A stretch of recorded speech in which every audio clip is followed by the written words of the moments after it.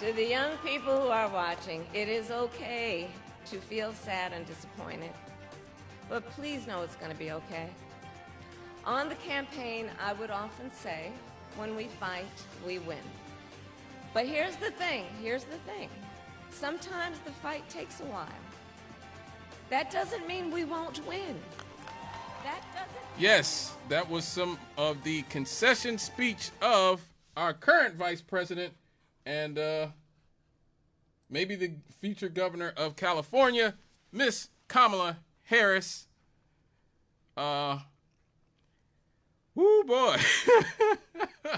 Did everybody get it wrong? I think virtually all of us got it wrong. Once again, the polls lied. The polls lied. I guess I can never trust polls. Well, put it like this. Donald Trump. You can never trust polls in an election that Donald Trump is in. Donald Trump has overperformed the polls in every single election he's ever been in. Just for clicks and giggles, I'm going to play my prediction from last week. This was my prediction last week of what would happen in the election. Let's just see how I did in my mind about what would happen. It's funny, 2 years ago, I said there's just no way that the Republicans can win after overturning Roe v. Wade. Just can't happen. White women are going to come out in droves. Alienated Miss McCready. She got real mad at me for saying white women love abortion. But they do. Politically, it's white women's most animating issue. And the Democrats have not won white women who are the biggest and most engaged political group in the country since 1992, I believe, under Bill Clinton. They have lost it every 4 years. My prediction is that reverses this time. I think the biggest boom, the biggest political surprise we will have is that white women will come out to vote for Kamala Harris. Even though Kamala seems to be hemorrhaging black people in comparison to where Democrats usually are, and hemorrhaging Hispanics and hemorrhaging Arabs and Muslims, and even some men, I think white women, the most reliable and biggest voting bloc in this country, will more than make up the deficit. And I think that in those swing states like Pennsylvania and Michigan and Nebraska and places like that, we will see white women come out in droves to protect abortion. They love it. They love it. And so that's what I think will put Kamala Harris over the top. If Kamala does indeed lose, it will be the most embarrassing loss in the history of modern politics. And you know I'm going to have to clown if that indeed does happen. But I do think she will win. I just think there's just too much. It's, the Trump train is too alienating to too many white women. And I think ultimately, you can't. What he pulled off in 2016, you can't really duplicate. He beat the media. He beat the Washington insiders. He beat the establishment. Everybody supported Hillary Clinton, who was a serious adult. They're not going to let him do that again. I'm sorry. They're not going to let him do it again. So my official prediction is that Kamala Harris will be the next president of the United States. Stay with us, folks. We'll be right. Well,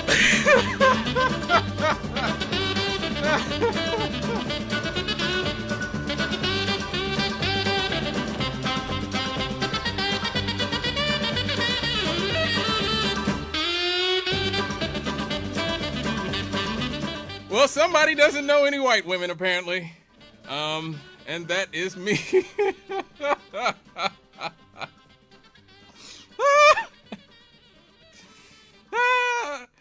Oh man, let me get this caller right quick. Hello, caller. Good evening, Mr. Cannon. What's up? All right. Did you actually, honestly, thought she was going to win that race? I thought white women loved abortion. Everything that people saying you can't do, you shouldn't do, you're not going to be able to do, Trump is doing. Yeah. You got a lot of bigots out there crazy about him, and this man is in the highest office that he can be in, and he's doing just what they want to do. White people, we still run this, and we ain't going to let y'all forget this. Okay. So we going to have to put up with it. All them brothers and sisters standing behind him when he's having his campaign speeches and carrying on, going like that. You see him every day. You look up. If he don't have no glasses on, look at them little eyeballs, looking crazy, looking around. He got money. He's going to pardon himself. That like Mr. Warren say, he can't do that. What they say people can't do, he do. I mean, he could do what Nixon did, which is let Gerald Ford pardon him. Well, that's what I'm saying. So if he steps down at some point, he could get J.D. Vance to pardon him. That's what I'm saying. He stepped back for a few days and let the vice president pardon him. He could do that. They come back and. So but thanks for your call, brother. Thank you. It's all good. I guess I don't know white women at all. Sorry, Ms. McCready. I really don't. I really don't know white women at all. Trump overperformed all the polls again. I don't know if the polls are really, really off. I just think they're off about Trump. And that's just one of the things that has been true since 2016.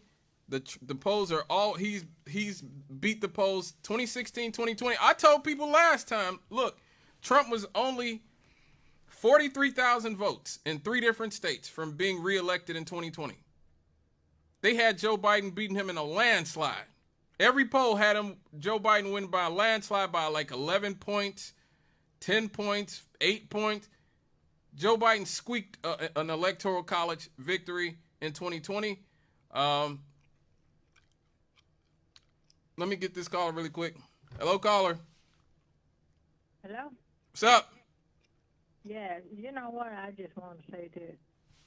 That election was about black and white. The white folks showed the black woman if they still in charge. Well, we're going to get into what the election was about. Because, again, I look deep into Atlantis, into the data of who voted and how they voted. And it might shock a lot of you about how a lot of people voted. So Nevada and Arizona have now been called for Trump. He finishes with 312 electoral votes. This is the most for a presidential candidate since 1988, since Daddy Bush in 88, when he mashed on Michael Dukakis. I kind of I mean, I was very small at the time, very, very small, so I don't really remember that, but I kind of remember it like faintly. But that was the last time we had a Republican do that. He is also the first Republican to win the popular vote since 2004 when George W. Bush did it. That was shocking for me. Now, the story of the election is, statistically, turnout was massively down from 2020. Massively. The Democrats lost 14 million votes from 2020. And here's the thing. Trump lost votes too. Trump lost about 3 million votes. So it's not like more people just came out to vote for Donald Trump. Less people came out to vote for the Democrats. So Trump's really didn't, some of his percentages went up, but the sheer raw vote total didn't really go up that much for Donald Trump. It's just that less people showed up to vote for Kamala Harris. And again, if you've been listening to the show, I told you guys, I did tell you guys that, her support of Gaza, of Israel, was going to come into play when it came to the Arabs and young people. And oh boy, did it ever. So this country really didn't move that far right. That's the way the corporate media is telling you. Trump got less votes than he did in 2020. Democrats just alienated a whole bunch of people. And I've been telling you that since I've been here, that the Democrats are a horrible party that alienate their base. You know, I really wish Jonathan was here right now. God bless him. My late mentor here at WLTH, Jonathan Booth, who brought me here. I mean, I would love to hear his thoughts on this election, because I remember me and him 7-8 years ago on Monday nights railing about what the Democratic Party was doing and how they were alienating so many people, alienating men, alienating black people, alienating, and this election just showed that, boy. Whoo, boy. But not only that, less people watched the election. You know, you got all the Trump people, the conspiratorial people like, well, see, this shows that Trump really was, you know, cheated in 2020 because look at how many less votes there were. Yeah, less people watched too. 42 million people watched the coverage of the 2024 election across 18 networks. That is a 25% drop from the 57 million who watched it in 2020. So that just means less people cared. I'm sorry, less people cared. Less people cared to get out and vote in 2024 than did in 2020. And even watch. People didn't even, not only did people stay at home and not vote, they didn't even watch. A 25%, a quarter drop in viewership is huge for something like a presidential election. The Kamala Harris campaign raised nearly $1 billion and lost the popular vote. That is incredibly embarrassing. Incredibly embarrassing. Donald Trump actually did better in 49 states in terms of getting a higher percentage of the votes. Like we said, the total vote totals of everybody were down, but of the votes that were cast, he got a higher percentage of them. He increased his voter margins with just about everybody. So this is why I always warn Democratic voters and black people, you know, it ain't just about race. I'm sorry, black people aren't going towards Trump because they're white supremacists. Okay? Latinos are not hearing his rhetoric about, you know, immigration or whatever and just saying, oh, we just want to vote for the white supremacist guy. Asians, Native Americans going towards Trump. At a certain part, you guys are going to have to look at the people you vote for, which is what, again, my late mentor Jonathan have been trying to tell you guys for 7-8 years now. The Democratic Party are a terrible party. Awful, awful party. You run off black people, you run off Hispanics, you run off Asians, you run off Native Americans. What's left? What's left if you run off everybody? Now let's look into these voter margins. With white women, Trump actually did not do as good with white women this time out as he did last time. So I actually kind of was right. He went from plus 11 with white women in 2020 to plus 8. So he actually got 3% less of the white women vote, but still won it. He still won it, but not by as much. He actually got plus 9 in 2016. In 2016, he got plus 9, 2020 plus 11, and in 2024 plus 8. So this actually is the lowest vote total of white women that he got, but still, he still won them. And there were a lot of polls that showed Kamala Harris being within a few points of Donald Trump with the white woman vote. That did not materialize whatsoever. Oh, man. And so all I saw in the post-mortem of the election was, why are these white women voting against their own best interests? Oh, boy, they are not. Man, oh, man, they are not.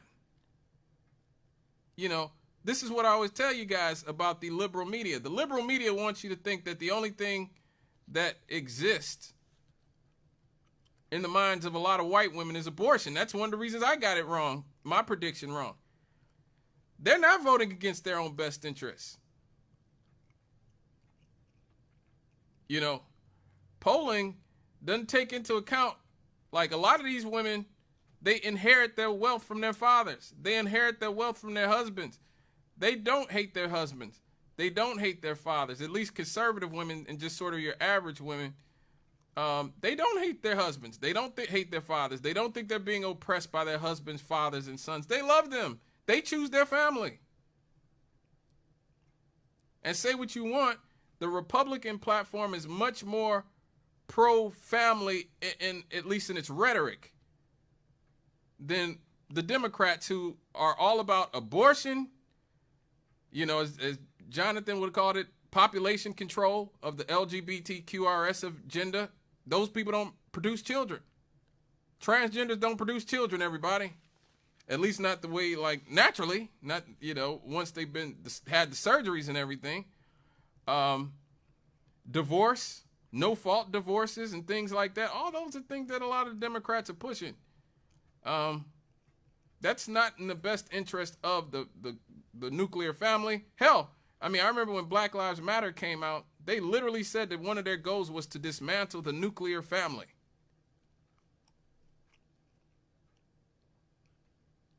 Like, dismantle the nuclear family? Really? How are you going to produce more people? Like, and this is a big problem that we have on the left. We can't be seen as the side of chaos. Because when you don't have nuclear families, you have chaos. Cultural chaos. Community chaos. Go look at the statistics of kids that don't have a father in their life. Go to your local prison. See what percentage of the people in prison don't have their father in their house. And you want to dismantle the nuclear family? Come on, man. White men, his share with white men stayed the same. Plus 31 in 2016. That was the highest that Trump ever got from white men. Plus 23 in 2020. Plus 23 in 2024. So overall, Trump, he didn't just roll in a bunch of white dudes. He actually did his best with white dudes in 2016. With black men, now this is the shocking one. Hillary Clinton got plus 69 with black men. So she won the black male vote by 69%. She won, Joe Biden won the black male vote by 60%. So a lot less than Hillary Clinton, about 10 points less. Kamala Harris got even less than Joe Biden with 56. So as I've talked about before, the Democrats have a black male problem. They've been hemorrhaging votes ever since Obama left. A lot of black men are not fans of Barack Obama. I am not one of them. I am one of them, should I say, who's not a fan of Barack Obama. A lot of us realize that, a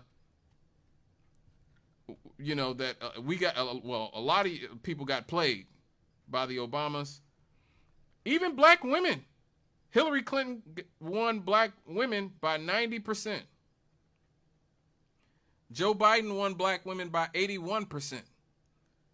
Kamala Harris did a little bit better, just a little bit better than Joe Biden did. She got plus 84 from black women, but she did a lot less than Hillary Clinton. Hillary Clinton got plus 90. Kamala Harris got plus 84. So that's a 6-point drop from Clinton to Harris. So even less black women were going to vote for Kamala Harris than Hillary Clinton. With Latino men, now this is the huge demographic shift right here. Latino men, Hillary Clinton won them by 31 points. Hillary Clinton won Latino men by 31 points. That is huge. Joe Biden won them by 23 points, so just a little bit less, 8 points less. That's still a real loss. Donald Trump won them by 12. Wow. Damn. Yes. How do you go from plus 31 to minus 12 in 8 years? Good God. Now that's the gigantic demographic shift. Everybody's talking about white people. There was no huge demographic shift towards Trump from white people. They voted for him in 2016. They voted for him in 2020. They voted for him in 2024. The huge demographic shift was with Latinos. Huge shift. There was a massive shift in the Florida Puerto Rican vote to Donald Trump. While Kamala Harris won the demographic 52 to 43 in exit polls, Joe Biden won the same group 69 to 31. So she did 17 points worse from the Florida Puerto Ricans than Joe Biden did. So it actually went from Democratic plus 38 to a Democrat plus 9. So they lost 29 points of the Florida Latino Puerto Rican vote. Like I said, to go from plus 31 from Hillary Clinton to negative 12 with Kamala Harris, that is shocking. That is shocking. I don't think I've ever seen a demographic shift that large in 8 years. That is historic. And for nothing like seismic to have happened, it's not like there's been anything crazy that happened that I could think of with Latino men. Like, has there been some crazy event that in the last 8 years that would drive them from being plus 31 with Clinton to plus 12 with Trump? Good God. For Latino women, there was a really big drop-off. Hillary Clinton won Latino women by 44 points. Joe Biden won them by 39 points, which is 5 point. Still, that's a nice chunk missing from Hillary Clinton, but still retaining. Harris only got plus 22 from Latino women. So basically, they lost 22 points in 8 years from Hillary Clinton to Kamala Harris.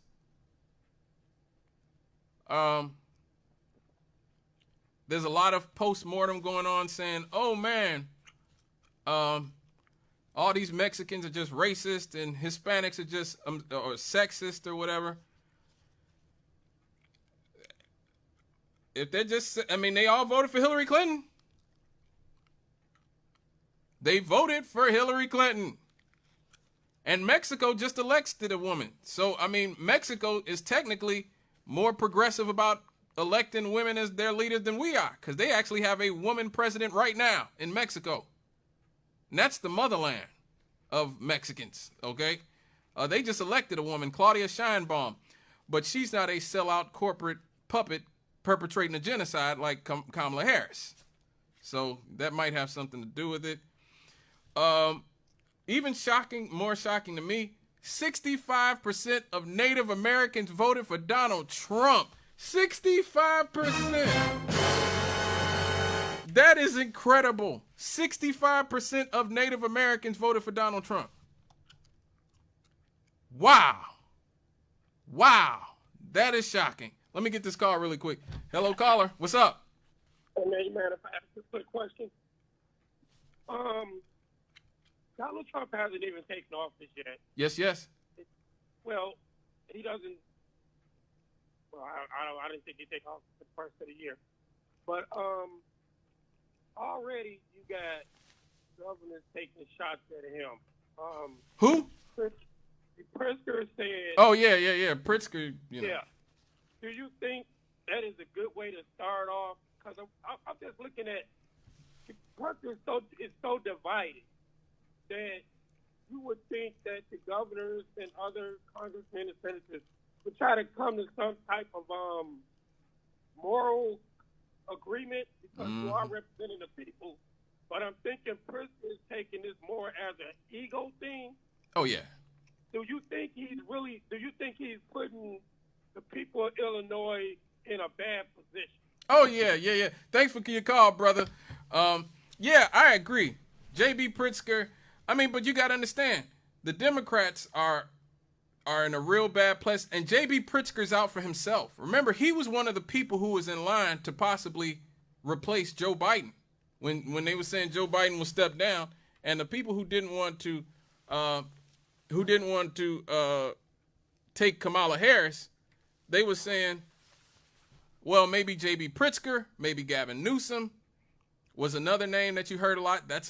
So really right now the front runners for 2028 from the Democrats, J.B. Pritzker, Josh Shapiro, and Gavin Newsom from California. Because there's a lot of talk about Kamala Harris actually becoming the governor of California. Now, I don't know how well that's going to go for her because, again, the woman still has problems communicating. I've been saying that for the last 7 or 8 years.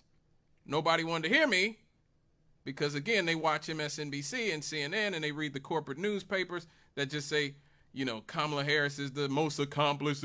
She's the most accomplished woman in the world. But she can't answer basic questions about the economy, about wars, about anything, generally speaking. I mean, that's why they came up with the whole word salad, the Kamala word salad. Joe Biden tried to give her what was seen as an easy job, the immigration, the border czar, and then she did such a bad job at it, they stopped calling her the border czar. They was like, stop calling her the border czar. Then one day you just couldn't call her that no more, even though the Biden administration are the people who said that she was the border czar. But they let so many people in here that it really looked bad at her, for her at least. So, yeah, J.B. Pritzker's out for himself. That's it. He doesn't care. He's out for himself. He wants to position himself as the Democratic candidate for 2028. Let me get this other call. Hello, caller. Oh, okay. Well, all right.